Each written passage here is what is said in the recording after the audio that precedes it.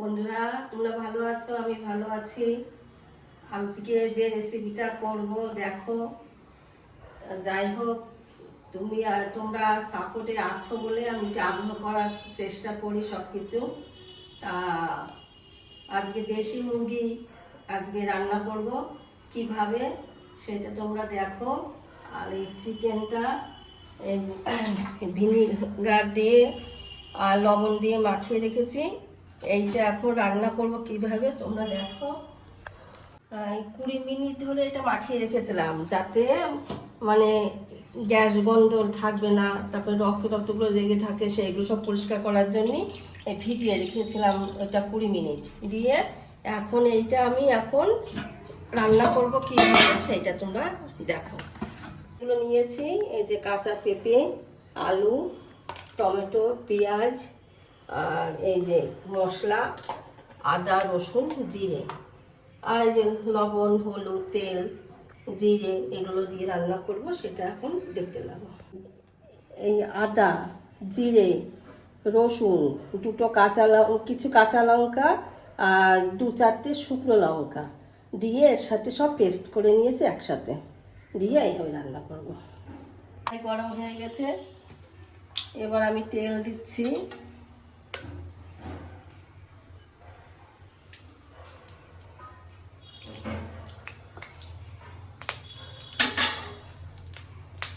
এই যে গোটা গরম মশলা এগুলো দিচ্ছি,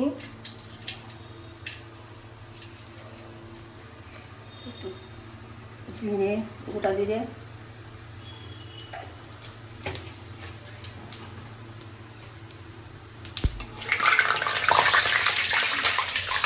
আর এই যে পেঁয়াজ,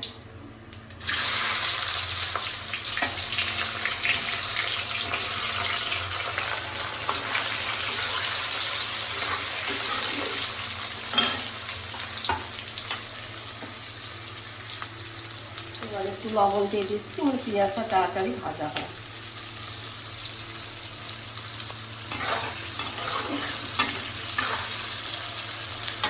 এবার বন্ধুরা, আমি এই যে পেঁয়াজ ভাজা হয়ে গেছে, এবার আমি আদা রসুন পেস্ট যেটা করে রেখেছিলাম সেইগুলো এখন দিচ্ছি।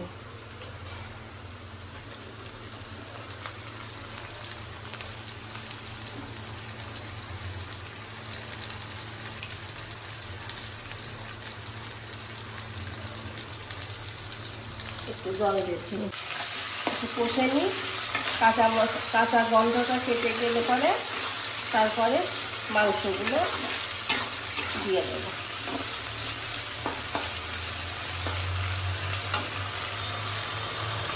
মশলাটা কষা হয়ে গেছে, তেল ছেড়ে গিয়েছে, তখনই বুঝতে পারবেন যে মশলাটা কষানো হয়ে গেছে।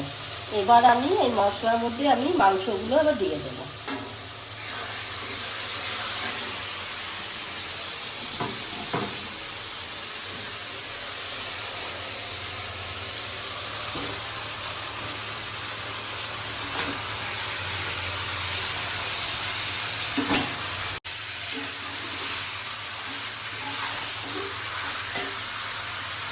মধ্যে লবণ দিয়ে দিচ্ছি, এত লবণটা দিলে পরে মাংসের মতো মশলাটা ঢুকবে আর মাংসটা ভালো কষা হবে।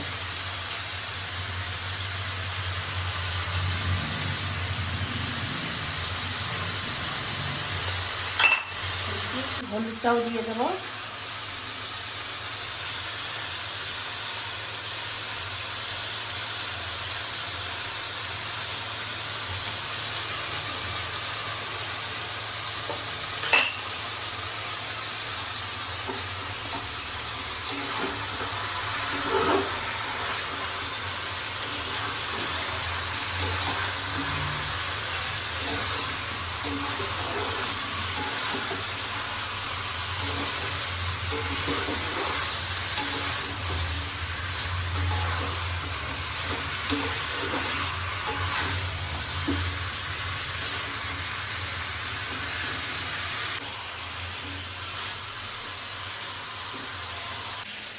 বন্ধুরা, এই যে পেঁপে আর আলু, তা কাঁচা পেঁপে দিলে পরে মাংসটা, দেশি মুরগি তো পেঁপে দিয়ে রান্না করলে পরে মাংসগুলো তাড়াতাড়ি গলে যাবে, তার জন্য এটা দিচ্ছি এখন।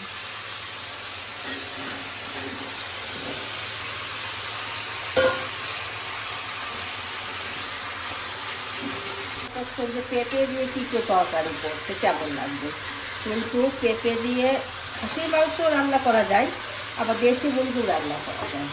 ওই পাতলা ঝোল হবে, তা খেতে টেস্ট হবে। আপনারা ঘরে ঘরে আপনারা এরকমভাবে যেভাবে করছি করে খাবেন, দেখবেন ভালো লাগবে। আর কেমন হয় না হয় কমেন্টে আমার জানাবেন সব কিছু।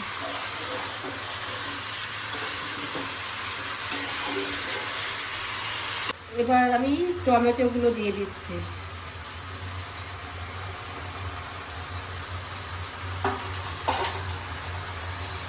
এই দেখুন লেগ পিস, পেঁপেটা দিয়ে কষাতে কষাতেই মাংসটা আস্তে আস্তে দেখুন নরম হয়ে গেছে, মাংস ছাড়িয়ে যাচ্ছে।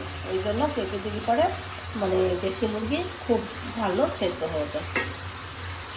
এবার আমি মাংসে গরম জল দিয়ে দেবো, দিয়ে তারপরে হয়ে গেলে পরে আবার আমরা তোমাদের দেখাবো। বন্ধুরা এই যে গরম জলটা দিয়ে দিই, তাহলে মাংসটা কী হয় বলুন তো, মানে মাংসের টেস্ট করবে ভালো। দিচ্ছি, তাহলে সব সিদ্ধ হয়ে গেলে আর মিশিয়ে গেলে ভালো হবে। কাজে তার থেকে ঢাকা দিলাম কেন, যে ঢাকা দিলে পরে জিনিসটা তাড়াতাড়ি ফুটে উঠবে।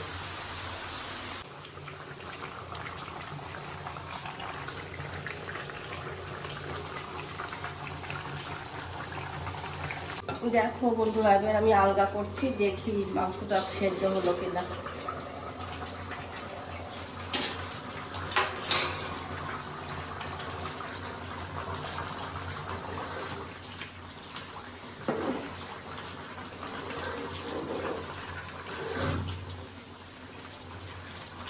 এবার আমি একটুখানি নামানো আগ দিয়ে গরম মশলা দিয়ে দিচ্ছি।